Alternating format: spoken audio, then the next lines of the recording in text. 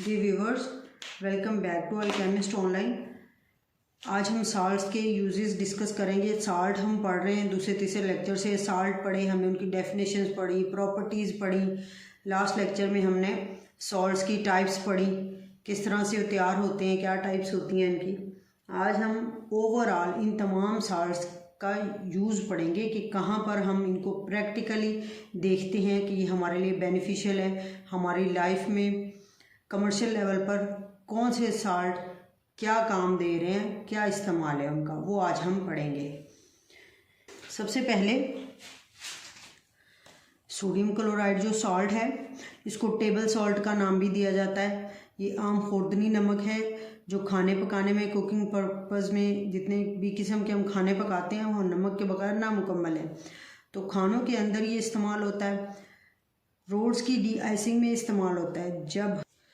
जब सर्दी पड़ती है ना, स्पेशली मरी वाली हमारे नॉर्दर्न एरियाज़ में, तो रोड्स के ऊपर बर्फ़ की तह जम जाती है। उस बर्फ़ की तह को पिघलाने के लिए, पिघलाने के लिए, मेल्ट करने के लिए उसके ऊपर सोडियम क्लोराइड की लेयर चढ़ाई जाती है। सॉल्ट उसको डीआइस कर देता है और इस तरह से हमारे रोड्स जो हैं वो क्लियर हो जाते हैं।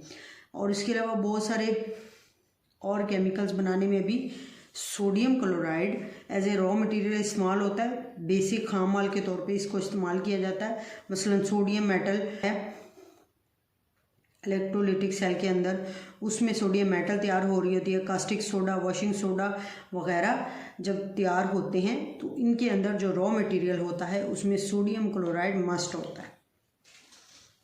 सेकेंड सॉल्ट जो है हमारा, जिसका हमने यूज़ पढ़ना है, वो है सोडियम कार्बोनेट Na2CO3। इसको सोडियम कार्बोनेट का फार्मूला है। इसको इस्तेमाल किया जाता है ग्लास बनाने के लिए। शीशा जो तैयार किया जाता है उसमें इसको इस्तेमाल किया जाता है। डिटर्जेंट्स, जितनी भी किस्म के सर्फ वगैरह जो यूज़ होते हैं उनमें,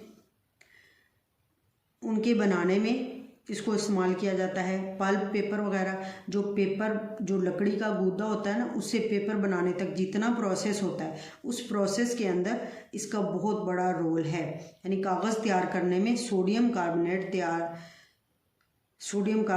अहम किरदार अदा करता है। तीसरा जो साल्ट है हमारा, इसको वॉशिंग सोडा बोलते हैं। सोडियम कार्बोनेट के साथ अगर 10 वाटर ऑफ क्रिस्टलाइजेशन आ जाए तो इसको हम वॉशिंग सोडा का नाम देंगे। अब इसके नाम से जाहिर है कि जितने भी वॉशिंग के पर्पज़ होंगे उसमें ये सोडा लाजमी इस्तेमाल होगा। क्लीनिंग एजेंट के तौर पे डोमेस्टिक घरों में और कमर्शियल पर्पज़ के लिए, यानी कि घरों में और सनती मकासद के लिए, जब हमने सनती लेवल पर किसी चीज़ को क्लीन करना हो, वो कोई भी चीज़ हो सकती है, लेदर हो सकता है जिससे जैकेट्स तैयार की जाती हैं, कोई भी रॉ मटेरियल हो सकता है जिससे हमने कोई नई चीज़ बनानी हो, तो उस रॉ मटेरियल की क्लीनिंग के लिए जो एजेंट यूज़ किया जाता है उसको वॉशिंग सोडा बोलते हैं। इस तरह वाटर की सॉफ्टनिंग के लिए जो हार्ड वाटर होता है ना, सख्त पानी जिसको हम कहते हैं, उसको हम पीने के काबिल बनाने के लिए हल्के पानी में तब्दील करते हैं और उस हल्के पानी में तब्दील करने को बोलते हैं वाटर सॉफ्टनिंग। और उस वाटर सॉफ्टनिंग में भी सोडियम कार्बोनेट यानी वॉशिंग सोडा अहम किरदार होता है। इसी तरह सोडियम हाइड्रोक्साइड, बोरेक्स ग्लास जो होता है, सोडियम टेट्राबोरेट को बोरेक्स ग्लास बोलते हैं। अच्छी किस्म का जो ग्लास होता है उसको बोरेक्स बोलते हैं। बोरेक्स बनाने के लिए, ग्लास बनाने के लिए, सोप एंड पेपर बनाने के लिए भी सोडियम कार्बोनेट जो होता है, इन इंडस्ट्रीज़ में जो ग्लास, सोप और पेपर बनाती हूँ उसमें ये इस्तेमाल होता है। इसका मेजर रोल होता है। अगला जो सॉल्ट है सोडियम सल्फेट Na2SO4। इसका काम क्या है? इसका इस्तेमाल ये है कि ये ग्लास, पेपर और डिटर्जेंट की तैयारी में, इन तीन चीज़ों की तैयारी में ये इस्तेमाल होता है। अब देखें, ग्लास, पेपर और डिटर्जेंट में ये भी यूज़ हो रहा है, ये भी यूज़ हो रहा है। तो इसका मतलब ये नहीं, ये साल्ट्स का एक मिक्सचर होता है जिससे हमें ग्लास मिलता है, पेपर मिलता है, इसी तरह से डिटर्जेंट्स भी मिलते हैं। तो जब ग्लास, पेपर या डिटर्जेंट बनाना होगा तो उसके अंदर सोडियम कार्बोनेट, वॉशिंग सोडा और सोडियम सल्फेट, ये तीनों तरह के साल्ट्स जो होते हैं कोई ना कोई रिएक्शन देकर ये चीज़ें बना रहे होते हैं।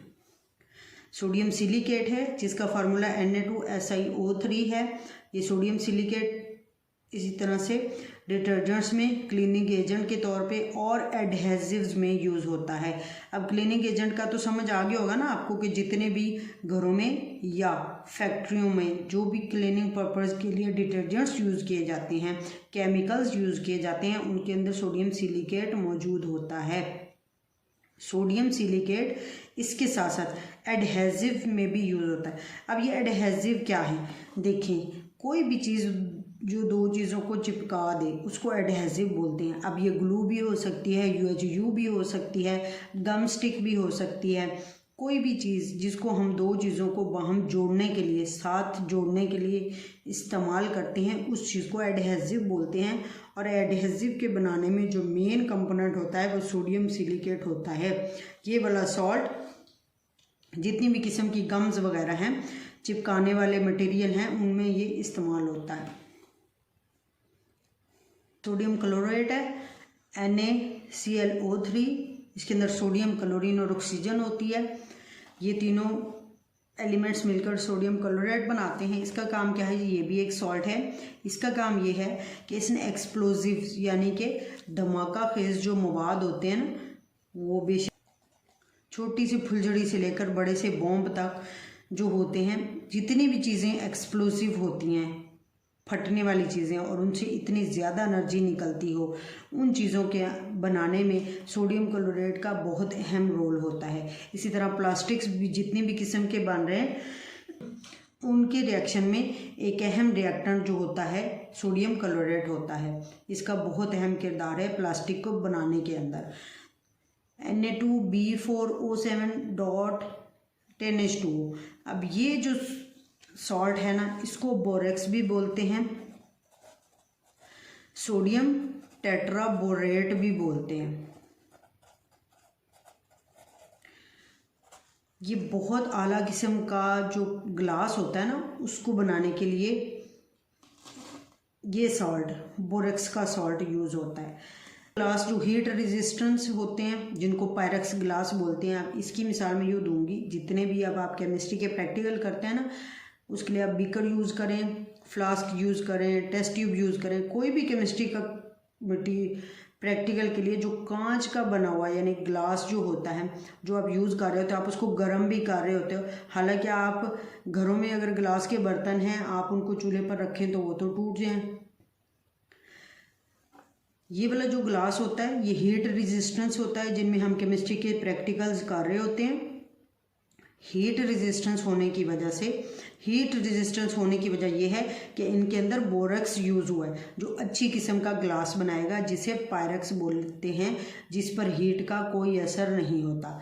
इसके अलावा ग्लेजेस यूँ समझ लें कि मिट्टी के बर्तन होते हैं ना, या फिर जितनी भी सेरामिक्स टाइल जो घरों में फर्शी टाइल्स लगी होती हैं, इनके ऊपर एक कोटिंग चढ़ाई जाती है जो इनको लंबे अरसे तक इन्वायरमेंट से सेव कर देती है, इनको महफूज करती है, ताकि इन्वायरमेंट से इनकी ऊपर वाली जो सतह है ना, माहौल से जो भी हमारा गर्मी सर्दी का टेम्परेचर होता है या मुख्तलिफ और कई किस्म के मादे होते हैं, उनसे जो टाइल्स हैं या मिट्टी के बर्तन हैं, उनके ऊपर वाली तह ख़राब ना हो, उस तह को ग्लेजेस बोलते हैं। वो तह जो होती है वो भी उसके अंदर, वो तह भी बोरेक्स की बनाई जाती है, उसके ऊपर बोरेक्स लगाया जाता है। इस तरह एनेमल्स हैं, जितने भी किस्म के पेंट्स हैं अच्छी किस्म के, जो आप वुड फर्नीचर के लिए, वुड के दरवाज़ों के लिए अच्छी किस्म के पेंट्स में जो है उनको बनाने के लिए भी बोरेक्स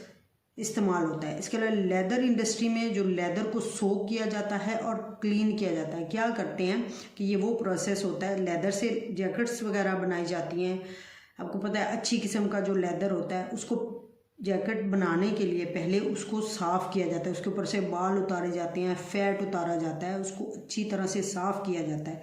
उसको जब साफ़ करने का जो प्रोसेस है, उसमें जो मेन रिएजेंट होता है वो बोरेक्स होता है। ये उसको साफ बनाता है, उसमें से बैक्टीरिया या वायरल ऑर्गेनिजम्स को उसमें से ख़त्म कर देता है, और उससे जो है वो आपका जो लेदर है वो बिल्कुल साफ़ होके निकलता है। और फिर उसके ऊपर आप अपनी मर्ज़ी का प्रोसीजर करवा कर आपको उसको किसी भी शेप में, किसी भी कलर में, फाइनल फॉर्म में तैयार कर सकते हैं। Calcium chloride CaCl2 common salt की तरह ही होता है आमतौर पे। इसको इस्तेमाल किया जाता है रोड्स की डीआइसिंग में। जैसे सोडियम क्लोराइड का हमने पढ़ा कि जो रोड के ऊपर तय जम जाती है बर्फ़ की, उस तय को हटाने के लिए इस्तेमाल होता है। ड्राइंग एजेंट के तौर पे किसी भी चीज़ के अंदर जब आप चाहें कि ये ज़्यादा अरसे तक खुश्क रहे, किसी चीज़ को ज़्यादा अरसे तक खुश्क रहने के लिए इसको ड्राइंग एजेंट के तौर पे इस्तेमाल किया जाता है। फ्रीजिंग एजेंट का भी ये काम करता है, किसी चीज़ के फ्रीजिंग पॉइंट को लो कर देता है, यानी जल्दी किसी चीज़ को फ्रीज कर सकता है कैल्शियम क्लोराइड। कैल्शियम ऑक्साइड, इसको क्विकलाइम भी बोलते हैं। कैल्शियम ऑक्साइड का क्या काम है? CaO, ये भी ड्राइंग एजेंट का काम करता है।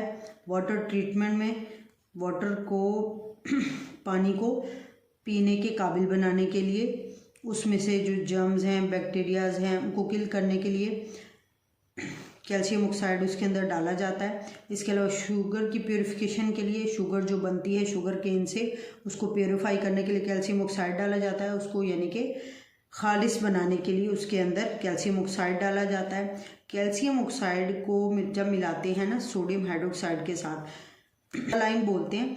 और ये सोडा लाइम जो है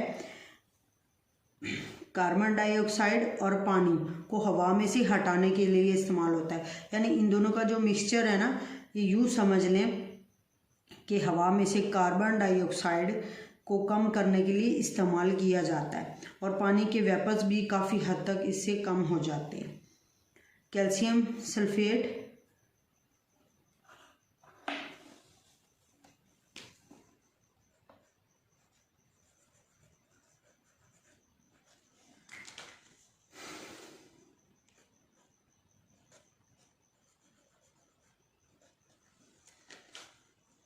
calcium sulphate .2H2O, dihydrated calcium sulphate dihydrated CaSO4.2H2O।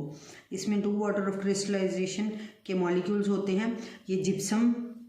ये जो जिप्सम फर्टिलाइज़र होती है ना, उसके अंदर ये मेन कंपोनेंट होता है। इसके अलावा प्लास्टर ऑफ पेरिस को तैयार करने के लिए इसको इस्तेमाल किया जाता है। अब ये प्लास्टर ऑफ पेरिस क्या, ये समझना है, वाइट कलर का जो मादा होता है, जो अक्सर दीवारों में कोने खुदरे बनने के लिए वाइट सीमेंट जिसे बोलते हैं, वहाँ पर डालते हैं। या फिर जब किसी का कोई बोन वगैरह हड्डी फ्रैक्चर हो जाती है ना, तो वहाँ पर वो एक प्लास्टर चढ़ा देते हैं। वो प्लास्टर जब वो लगाते हैं तब तो वो सेमी सॉलिड होता है, लेकिन जब वो यानी कि तब तो वो यूँ कह लें कि गाढ़ा मादा होता है, लेकिन वक्त गुजरने के साथ वो सख्त हो जाता है, क्योंकि ये प्लास्टर ऑफ पेरिस होता है, इसकी पकड़ बहुत मजबूत होती है। और वहाँ पर हड्डी जो टूटी होती है ना, उस टूटी हुई हड्डी की मूवमेंट इस तरह से रुक जाती है, और फिर उसका रिकवर होना, हील होना, जुड़ जाना, ठीक होना बहुत जल्दी हो जाता है। तो इस तरह से प्लास्टर ऑफ पेरिस यूज़ किया जाता है फ्रैक्चर में, और साथ ही साथ दीवारों के अंदर वाइट सीमेंट के तौर पे जो क्रैक्स होते हैं उनको फिल करने के लिए भी इस्तेमाल होता है। स्टैचूज़ जो देखते हैं आप, मुजस्मे जितने भी किस्म के हैं, उनको तैयार किया जाता है कैल्शियम सल्फेट से। इस तरह कास्ट वगैरह हैं।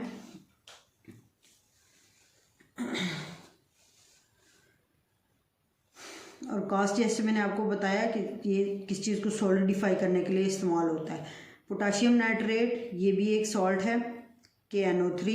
ये सॉल्ट फर्टिलाइज़र में पोटाशियम की जो पोटाशियम बेस्ड फर्टिलाइज़र जो होती हैं ना, उनके अंदर पोटाशियम नाइट्रेट इस्तेमाल होता है। इसके अलावा फ्लिंट ग्लास बनाने के लिए इस्तेमाल होता है। अभी ये फ्लिंट ग्लास क्या है, यूँ समझें कि आपने प्रिज्म देखा होगा, फिज़िक्स के जब प्रैक्टिकल करते हैं प्रिज्म देखा होगा, और साथ ही साथ जो माइक्रोस्कोप के अंदर होता है ना, माइक्रोस्कोप के अंदर जो मिरर लगा होता है, या यूँ कह रहे हैं जो कन्वेक्स मिरर्स होते हैं, जो आप किस चीज़ को बड़ा करके दिखाने के लिए जो मिरर होते हैं, फोकसिंग मिरर्स जिन्हें कहा जाता है, उन फोकसिंग मिरर्स जो होते हैं पोटाशियम नाइट्रेट से बनते हैं। तो इस तरह के फ्लिंट ग्लास जो चीज़ों को बड़ा करके दिखा दें वो, या फिर चीज़ों को इकट्ठा कर दें, वो फ्लिंट ग्लास जो है पोटाशियम नाइट्रेट से तैयार होते हैं। आज का लेक्चर इतना ही है। आज ये साल्ट्स का टॉपिक था। इस टॉपिक के बारे में ये कहना चाहूँगी कि इस टॉपिक को अच्छे से याद करना है, क्योंकि कोई से 5 साल्ट जो हैं इसमें से आ सकते हैं जिनके यूज़ या इस्तेमालात के बारे में आपसे पेपर में पूछा जा सकता है। Best of luck with best wishes. Thank you so much. Alchemist online पर न्यू है तो सब्सक्राइब करना मत भूलें। वीडियो को लाइक शेयर ज़रूर किया करें। अल्लाह हाफिज़।